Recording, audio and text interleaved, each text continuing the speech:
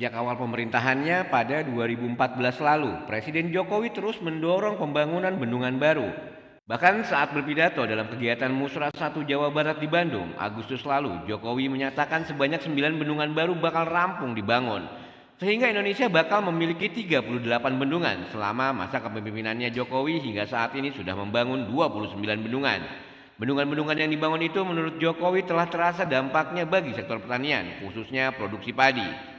Aliran dari bendungan itu disebut telah membuat produksi panen padi meningkat hingga 2 kali lipat.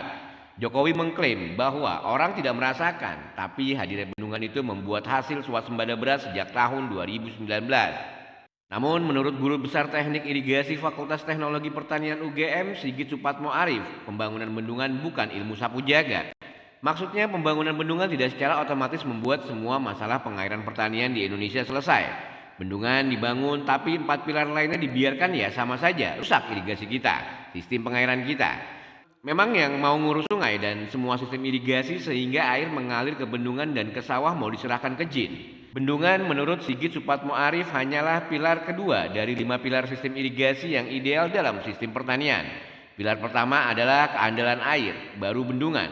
Disusul tata kelola, institusi dan manajemen, dan yang terakhir adalah manusia yang menjalankannya.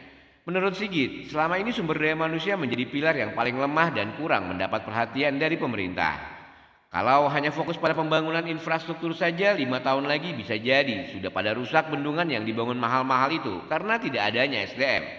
Karena itu, pertama yang harus ditegaskan oleh pemerintah secepatnya adalah bahwa penghapusan tenaga honorer terutama di bidang pengairan ditangguhkan.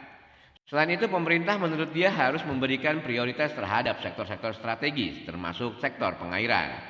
Sebab sektor pengairan ini tidak hanya berkaitan erat dengan sektor pangan, tapi juga akan berkaitan dengan persoalan lingkungan, bencana hidrometeorologis, dan lainnya.